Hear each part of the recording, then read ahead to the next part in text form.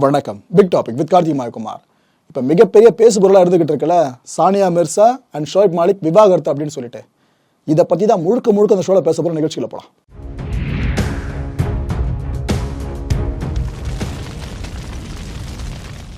இப்போ ட்விட்டரில் மிகப்பெரிய ஹேஷ்டாக ஒரு விஷயம் தான் ட்ரெண்ட் ஆகிட்டு இருக்கு. அதாவது சானியா மிர்சாவும் ஷோயப் மாலிக்கும் பிரிஞ்சுட்டாங்களா? இவ்வளோ வருஷங்களாக தம்பதியாக இருந்தவங்க திடீர்னு பிரிய என்ன காரணம்? இது சார்ந்த பதிவுகள் அந்த குறிப்பிட்ட ஹேஷ்டாகில் வந்து விழுந்துக்கிட்டே இருக்குது. அப்பேற்பட்ட ஹேஷ்டாக் தான் சானியா மிர்சா அப்படின்ற ஹேஷ்டாக். ஆக்சுவலாக இப்போ நம்ம ஊடகங்கள் மூலமாக கேட்டுக்கிட்டு இருக்க விஷயங்கள் இருக்குல்ல, அதாவது இவங்க விவாகரத்து பண்ணிட்டாங்க அதுன்ற மாதிரிலாம், இதை இப்போ வரைக்கும் இந்த தம்பதி உறுதிப்படுத்தலை. ஆனால் அதை அவங்க மறுக்கவும் இல்லை. இந்த மறுக்காமல் இருக்கிறதுனால தான் இந்த விஷயம் இன்னும் பெருசாக பேசப்பட்டுக்கிட்டு இருக்கு. அதுக்கேற்ற மாதிரி சானியா மிர்சா அவர்களை இந்தியாவில் இருக்க விஷயம் உங்களுக்கே தெரிஞ்சிருக்கேன் நம்புகிறேன். ஓகே, இதை பற்றி பல விஷயங்கள் நம்ம பேச போகிறோம். அதுக்கு முன்னாடி இந்தியாவோட அடையாளம் சானியா மிர்சா அப்படின்ற விஷயம் இருக்குல்ல, அது எந்த அளவுக்கு உண்மையானதுன்றதை அவங்க லைஃப்பை பேஸ் பண்ணி நான் சொல்லிடுறேன். இதே மாதிரி ஷோயப் மாலிக் இருக்கார் பார்த்தீங்கன்னா, அவர் சார்ந்தால் நான் சொல்லிடுறேன். அதுக்கு பிற்பாடு இவங்களுக்குள்ள என்ன பிரச்சனை ஏற்பட்டிருக்கலாம்னு இப்போதைக்கு சொல்லப்பட்டிருக்கு, அதுக்கு எந்த பெண்மணி காரணமாக இருக்கிறதா சொல்லப்பட்டு இருக்கு, இதெல்லாம் அதை பற்றி முழுமையாக பார்க்கலாம். கண்டுடல போகலாம். சானியா மிர்சா 6 வயசுலேருந்து டென்னிஸ் ஆட ஆரம்பித்தாங்க. இவங்களுக்கு 12 வயசு வரைக்கும் பயிற்சி கொடுத்தது வேறு யாருமே இல்லை, அவங்களோட அப்பா தான். அவர் பேர் இம்ரான் மிஸ்ரா. இவர் ஆக்சுவலாக ஒரு ஜேர்னலிஸ்ட்டுங்க. அவர் மகளோட கனவை நிறைவேற்றணும் அப்படின்றதுக்காகவே தன்னோட வேலையை விட்டுட்டு முழு நேர வேலையாக இவங்களுக்காகவே ஃபுல்லாக அந்த பயிற்சி கொடுத்துக்கிட்டு இருக்கிறது, பொண்ணு என்னென்னலாம் இந்த ஸ்போர்ட்ஸ் சார்ந்து கேட்குறாங்களோ அதை எல்லாத்தையும் செஞ்சு கொடுத்துட்டு இருக்கிறது, இப்பேற்பட்ட விஷயத்த பண்ணியிருக்காப்புல. ஒரு அபிமானமே நம்ம அப்பயே பார்க்கல இவங்களோட வாழ்க்கையில். யூஎஸ் ஓப்பன் இருக்குல்லங்க, இதில் 4வது சுற்று வரைக்கும் போன முதல் இந்திய பெண் வேற யாரும் இல்லை, சானியா மிர்சா தான். சானியா மிர்சாவோட மானசீக குரு யாருன்னு பார்த்தீங்கன்னா நம்ம ரோஜர் ஃபெடரர் இருக்கார் பாருங்க, அவர் ஒரு பக்கமும், இன்னொரு பக்கம் ஸ்டெஃபி கிராஃப். இவங்க 2 பேருமே கோட்டு. டென்னிஸை பொறுத்த வரைக்கும் கிரேட்டஸ்ட் ஆஃப் ஆல் டைமு. அப்பேற்பட்ட இந்த 2 பேர் தான் இவங்க தன்னோட இன்ஸ்பிரேஷனாக கொண்டு இருந்தாங்க. ஆனால் சானியாவை சும்மா சொல்லக்கூடாதுங்க. அவங்க அப்கமிங்கில் இருக்கும் போதே நிறைய ரெக்கார்ட்ஸை ஹோல்ட் பண்ணிக்கிட்டு இருந்தாங்க. இவங்களுக்கு அர்ஜுனா அவார்டு கிடைச்ச விஷயம் உங்களுக்கு தெரியும். அண்ட் ராஜீவ்காந்தி கேல் ரத்னா அவார்டு கிடைச்சதும் கண்டிப்பாக ஒன்று தெரிஞ்சிருக்க நம்புறேன். இந்த ராஜீவ்காந்தி கேல் ரத்னா அவார்டு கிடைச்சதும் தெலுங்கானா அரசு என்ன பண்ணுறாங்க, நம்ம மாநிலத்தை சேர்ந்த இந்த பொண்ணு பயங்கரமாக உலகம் முழுக்கவே நம்மளுக்கு பெருமையை தேடி தந்திருக்காங்க, இவங்களை நம்ம கௌரவிக்கணும் அப்படின்னு சொல்லிட்டு கடந்த 2014 வருஷம் ஒரு மிகப்பெரிய அறிவிப்பை வெளியிட்டாங்க. ரொம்ப ரேரான பர்சன்ஸ்க்கு மட்டும் தான் அப்பேற்பட்ட ஒரு விஷயம் நடக்கும். அது இவங்க வாழ்க்கையில் நடந்துச்சு. தெலுங்கானா ஸ்டேட் இருக்குல்லங்க, அதோட மாநில தூதரா சானியா மிர்சா அறிவிக்கப்பட்டாங்க. எவ்வளோ பெரிய பெருமை பாருங்க. இந்த ஃபார்மர் டபுள்ஸ் வேர்ல்ட் நம்பர் 1 பார்த்தீங்கன்னா நம்ம சானியா மிர்சா தான். இவங்க தனியாக சோபிச்சதை விட இரட்டையராக சோபிச்சதா அதிகம். அதுவும் உலகத்திலேயே இந்த டபுள்ஸ் பட்டியல் எடுத்துக்கிட்டீங்கன்னா, WTA டபுள்ஸ் பட்டியல் எடுத்துக்கிட்டீங்கன்னா நம்பர் 1 எடுத்து பிடிக்கலாம், பெரிய விஷயம். அது ஒரு இந்திய பெண்மணி சாத்தியப்படுத்தியிருக்காங்கன்னா hats off. 6 grand slam titles இவங்க ஹோல்ட் பண்ணியிருக்காங்க. எவ்வளோ பெரிய ரெக்கார்ட் பாருங்க. இந்தியாவோட நம்பர் 1 பிளேயர் அப்படின்னு இந்த WTA இருக்குல்ல, விமன்ஸ் டென்னிஸ் அசோசியேஷன், அதன் மூலமா அங்கீகரிக்கப்பட்டவனும் இதே சானியா மிர்சா தான். இவங்க பல பேரை வின் பண்ணியிருக்காங்க. அதுல ஸ்பெசிஃபிக்கா, அதாவது நோட்டபிள் வின்ஸ்னு சொல்லுவோம். இவங்களெல்லாம் பீட் பண்றது ரொம்ப கஷ்டம்னு பல வீராங்கனைகள் அஞ்சுக்கிட்டு இருந்த அந்த நேரத்தில் சானியா மிர்சா அப்பேற்பட்ட வீராங்கனைகளையும் பீட் பண்ணியிருக்காங்க. இதுல இவங்க நோட்டபிள் வின்ஸ் பார்த்தீங்கன்னா ஸ்வெட்லானா குஸ்னட்சோவா அண்ட் பெராஸ் Zvonareva, Marion Bartoli and Martina Hingis. ஆக்சுவலாக இதுக்கப்புறம் வர எல்லாருமே வேர்ல்டோட நம்பர் 1 வீராங்கனைகளை பேர் எடுத்தவங்க. மார்டினா ஹிங்கிஸ், டயனாரா சாஃபினா அண்ட் விக்டோரியா ஆசரென்கா, இவங்களை நம்ம சானியா மிர்சா பீட் பண்ணியிருக்காங்க. இது எத்தனை பேருக்கு தெரியும்? உலக புகழ்பெற்ற டைம்ஸ் மேகசின் இருக்குல்ல, அது 2 தடவை சானியா மிர்சாவை பயங்கரமாக தூக்கி வச்சு கொண்டாடி இருக்கு. இந்தியர்கள் இதால் பெருமையாக அடைஞ்சாங்க, அதில் மாற்று கருத்து வேண்டாம். 2005 வருஷம் டைம் மேகசின் வந்து பார்த்தீங்கன்னா 50 ஹீரோஸ் ஆஃப் ஏஷியா, இந்த ஆசியாவோட 50 ஹீரோக்கள் அப்படின்னு ஒரு பட்டியலை தயாரிச்சாங்க. அதில் சானியா மிர்சா பேர் இடம் பிடிச்சது. இந்திய அளவில் சொல்லணுங்க, ஆசிய அளவில். 2016 வருஷம் எடுத்துக்கிட்டிங்கன்னா அதே டைம் இதழில் பார்த்தீங்கன்னா 100 most influential person in the world, இந்த உலகத்திலேயே செல்வாக்கு மிகுந்த நபர்கள்னு சொல்லிட்டு ஒரு பட்டியலை தயார் பண்ணாங்க. அதுலேயும் சானியா மிர்சா பேர் இருந்துச்சு. ஒரு இந்திய டென்னிஸ் வீராங்கனை முறையாக $1 மில்லியன் சம்பாதிச்சாங்க அப்படின்ற பெருமையை பெற்றவங்களும் இதே சானியா மிர்சா தான். அண்ட் 2010 வருஷம் எக்கனாமிக் டைம்ஸ் இருக்குல்லங்க, அந்த பத்திரிகை சார்பில் இருந்து 33 women who made India proud, அதாவது இந்தியா பெருமிதம் கொள்றதுக்கு காரணமாக இருந்த 33 பெண்கள் அப்படின்ட்டு ஒரு பட்டியலை தயார் பண்ணாங்க. அதுலேயும் சானியா மிர்சாக்கு இடம் கிடைச்சிருந்துச்சு. ஈடி டைம்னு எந்த அளவுக்கு ஈட்டி மாதிரி சீறி பாஞ்சிருக்காங்க பாருங்க திறமைகளில்.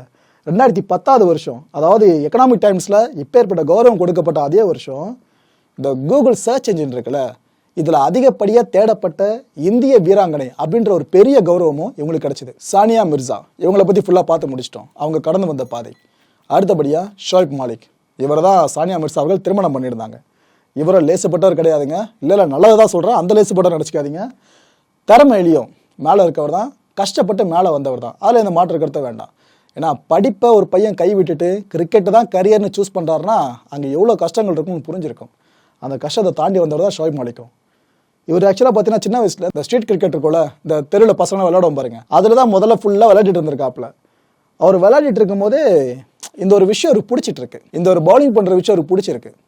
நான் பின்னாடி ஒரு பெரிய பவுலராக வரணுன்ற ஆசை சின்ன வயசில் இந்த தெரு கிரிக்கெட் அப்போவே தெளிவாக ஒரு மனசில் விழுந்துட்டு இருக்கு. இதனால என்ன பண்ணுறாப்புல, இம்ரான் கான் இருக்கார்ல, பாகிஸ்தான் கிரிக்கெட் அணியோட அடையாளமாக திகழ்ந்தது இம்ரான் கான். பாகிஸ்தானோட முன்னாள் பிரதமரும் அதே இம்ரான் கான் தான்.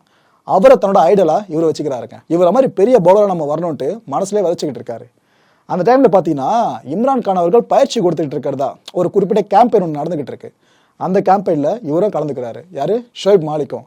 ஆனால் கொடுமை என்னன்னா, அவங்க குடும்பத்துக்கு சுத்தமாக பிடிக்கலையா இவர் கிரிக்கெட்டுக்குள்ளே போகிறது. அவ்வளோ திட்டி தீர்த்துருக்காங்களாம், படிப்பு தான் முக்கியம், படின்னு.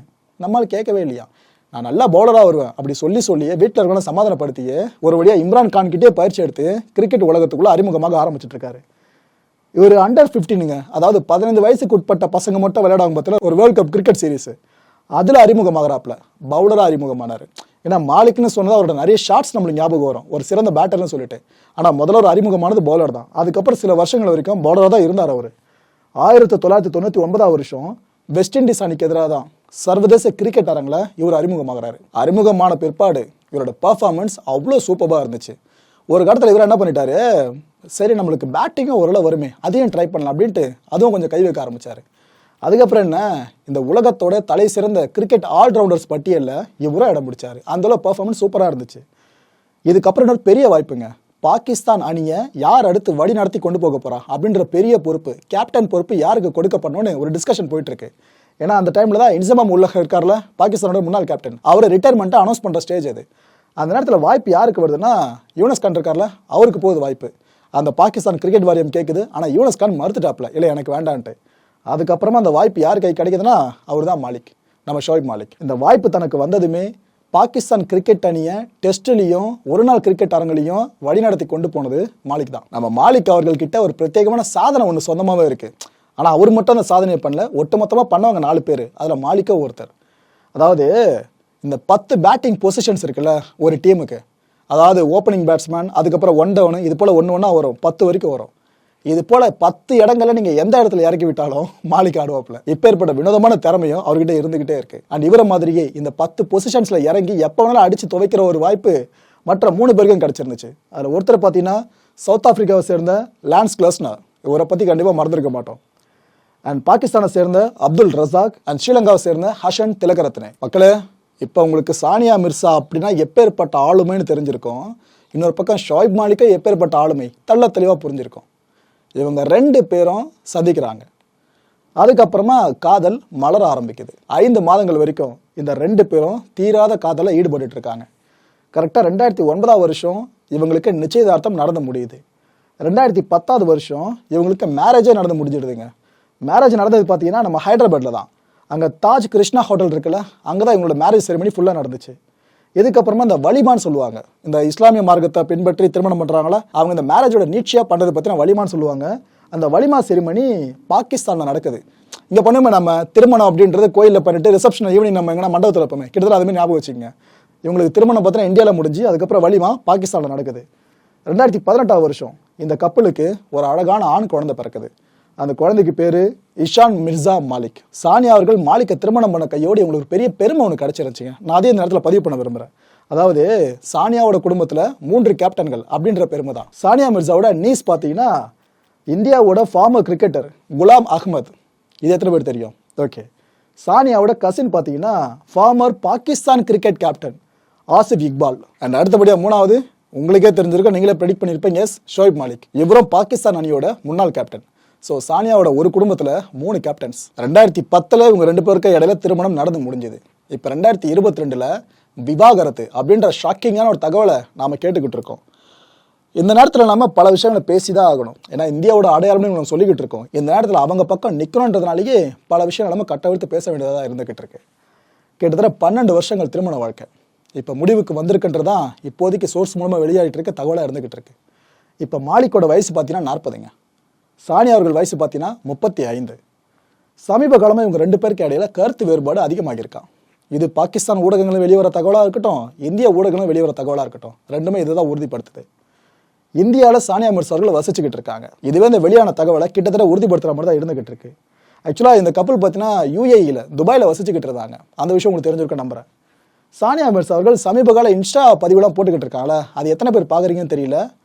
அதில் மாலிக் அவர்கள் பற்றி எந்த குறிப்புகளும் இருக்காது, திருமண பந்தம் சம்மந்தமாக எந்த குறிப்புகளும் இருக்காது. அதுலேயும் ஸ்பெசிஃபிக்காக சொல்கிறதா இருந்தால் ஏதோ ஒரு பெரிய விஷயம் சார்ந்து அவங்க ஹர்ட் ஆகிருக்க மாதிரி ஒரு சில பதிவுகளை இன்ஸ்டாவில் பார்க்க முடிஞ்சது. உதாரணத்துக்கு சொல்கிறதா இருந்தால், உடைந்த இதயங்கள் எங்கே செல்கின்றன, அல்லாவை காண அப்படின்ற பதிவை போட்டது சானியா மிர்சா தான். சானியா அவர்கள் இது போல மனம் நொந்து ஒரு பதிவை போடுறாங்கன்னா ரசிகர்கள் சும்மா இருப்பாங்களா? அவங்க ஆறுதல் படுத்த ஆரம்பிச்சிட்டாங்க. கீழே ஃபுல்லாக அவ்வளோ பேர் பதிவுகளை போட்டுக்கிட்டு இருக்காங்க. கலங்காதீங்க சிஸ்டர், எல்லாம் நல்லதே நடக்கும், இது போல தகவல்கள்லாம் கேட்டுக்கிட்டு இருக்கோம், ஏதோ அது இதுன்னு சொல்கிறாங்க, நீங்கள் ஃபுல்லாக தைரியமாக இருங்கன்னு பல பேர் இவங்களுக்கு ஆறுதல் சொல்லிக்கிட்டு இருக்காங்க. இன்னொரு பக்கம் ஷோயப் மாலிக் இருக்கார்ல, அவரும் ஒரு சில பதிவுகளை போட்டுக்கிட்டு இருக்காரு. அதில் சமீபத்திய பதிவு பார்த்தீங்கன்னா, இவங்களோட மகன் இருக்கார்ல, அவரோட பிறந்தநாள் சார்ந்து ஒரு வாழ்த்து செய்தியை பதிவு பண்ணியிருந்தாரு. இது போல நீ நல்லா இருந்தா மகனே நாங்களாம் நல்லா இருப்போன்ற மாதிரி சானியா மிர்சா இருக்காங்களே, அவங்களையும் தன்னையும் இணைச்சு இவர் அந்த பதிவுல போட்டிருந்தாருங்க. ஆனால் மாலிக் அப்படி இணைச்சு போடுறாப்புல, ஆனால் மிர்சா அவர்கள் அப்படி இணைக்கிற மாதிரி தெரியல. இங்கே தான் பல ஊடகங்களுக்கும் சந்தேகமாக வந்துச்சு. அப்பனா தவறு மாலிக் மேலே இருக்கோ, இந்த மனக்கசப்பு ஏற்படுறதுக்கு அப்படின்ற சந்தேகம். சரின்ட்டு இந்த விஷயம் சார்ந்து அப்படியே ஊடகங்கள் நூல் பிடிச்சி போயிட்டு இருக்கு. அப்போதான் ஷாக்கிங்கான இன்னொரு தகவல் வெளியே வந்திருக்கு. இது ஆக்சுவலாக இப்பயே சொல்லிட்டு உறுதிப்படுத்தப்படலை, ஆனால் தகவலை மட்டும் பார்க்கப்பட்டு இருக்கு. அதாவது ஷோயப் மாலிக்கோட நெருங்கிய வட்டாரம், அவங்களோட ஃபேமிலி ஃப்ரெண்டுனே சொல்லலாம், அந்த ஒரு பர்சன் தான் இந்த தகவலை வெளியிட்டிருக்காராம். மாலிக்குக்கும் சானியாவுக்கும் இடையில விவாகரத்தே முடிஞ்சிருச்சுன்னு சொல்லியிருக்காப்லையா. இதுக்கப்புறம் குழந்தையோட நலன் சார்ந்து அவங்க பெற்றோரை மட்டும் தொடருவாங்க, மற்றபடி தம்பதியாக அவங்க தொடர மாட்டாங்கன்னு அந்த நபர் சொன்னதா இப்போ ஒரு பெரிய விஷயத்த ஊடகங்கள் பேசிக்கிட்டு இருக்கு.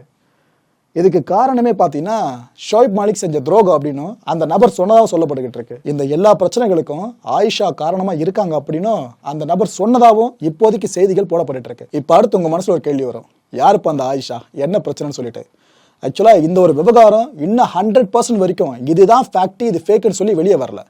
ஆனால் இந்த சோர்ஸ் மூலமாக வெளியே வந்திருக்க தகவல்கள் இருக்குல்ல, அதை மட்டும் ஒன்று திரட்டி மக்கள் உங்ககிட்ட கொடுக்குறேன்.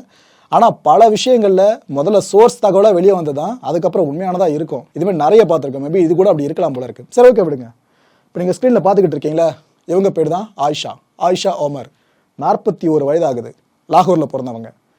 இவங்களுக்கு 2 வயசாக இருக்கும் போதே அவங்களோட அப்பாவை இழந்துட்டாங்க. இவங்களுக்கு கூட பிறந்த ஒரு சிஸ்டர் அண்ட் பிரதர்.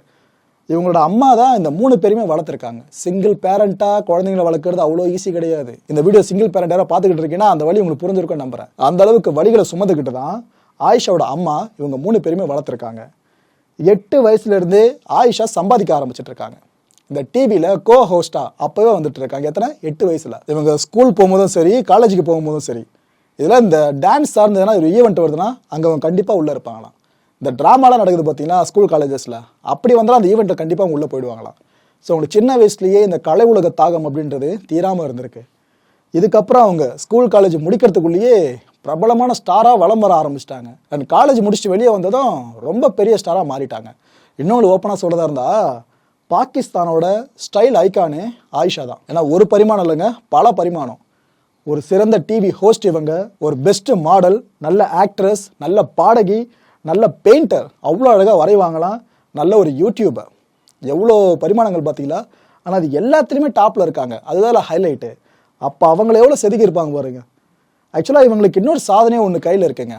இந்த பாகிஸ்தான் நடிகைகள் இருக்காங்களே, இதுலேயே அதிகபட்சமாக சம்பளம் பார்க்குற நடிகைனா அது இவங்க தான். சானியா மிர்சா, ஷோயப் மாலிக், ஆயிஷா ஓமர், இந்த 3 பேரோட பேக்ரவுண்டே இப்போ ஃபுல்லாக தெரிஞ்சிருக்கும். இப்போ தான் கண்டென்ட் கன்க்ளூஷன் கிட்டே நெருங்கி இருக்கும். 2021 வருஷம், அதான் போன வருஷம், ஒரு ஃபோட்டோ ஷூட் ஒன்று நடந்திருக்கு.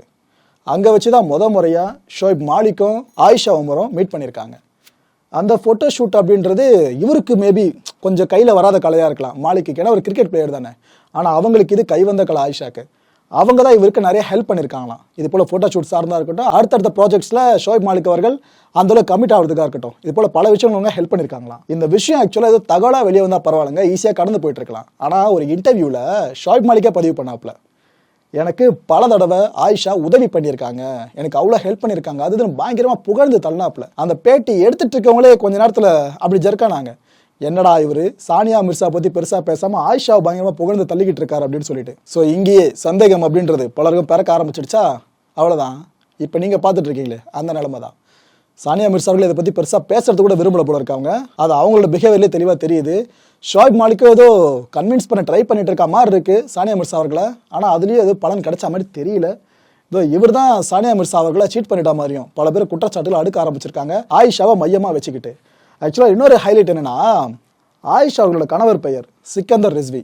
இதுக்கு மேலே சொல்கிறதுக்கு எதுவும் இல்லை. மக்களே, இந்த கண்டென்ட்டை பொறுத்த வரைக்கும் நாமெல்லாம் சிந்திக்க வேண்டியது ஒரே ஒரு விஷயம்தான்.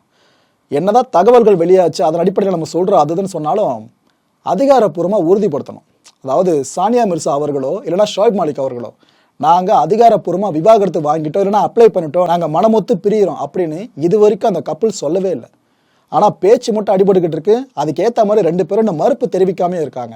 அவங்க மறுப்பு தெரிவிக்காமல் இருக்கிற வரைக்கும் ஊடகங்கள் இந்த விஷயத்த பெருசாக முணுமுணுத்துக்கிட்டு தான் இருக்க போகுது.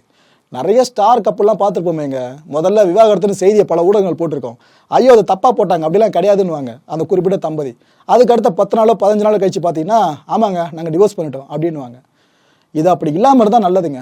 ஏன்னா ஒரு தம்பதி பிரிகிறாங்க அப்படின்னா ரசிகர்கள் எல்லாருக்குமே அது ஏமாற்றம் தான். ஏன்னா பல முறை இந்த 2 பேருமே நம்மளை என்டர்டெயின் பண்ணியிருக்காங்க. சானியா மிர்சா அவர்கள் போட்டிகளை பார்க்காத நபர்கள் இருக்க முடியாது. மாலிக் அவர்கள் இந்தியா கிட்ட மோதுறப்பெல்லாம் அவரோட பர்ஃபார்மன்ஸ் நம்ம பார்த்து உச்சி கொட்டாதவங்களும் இருக்க முடியாதுன்னு தான் நம்புறேன். அப்படி இருக்கிறப்ப இந்த 2 பேரும் மனமொத்து வாழ்ந்தாங்கன்னா வரவேற்கலாம், புன்முறுவலோடு வரவேற்கலாம். பார்க்கலாம் இந்த விஷயம் சார்ந்து இந்த 2 பேர்ல யாராவது ஓப்பன் அப் பண்ணுறாங்களான்னு சொல்லிட்டு. அடுத்த நிகழ்ச்சியை சந்திக்கலாம். நன்றி, வணக்கம்.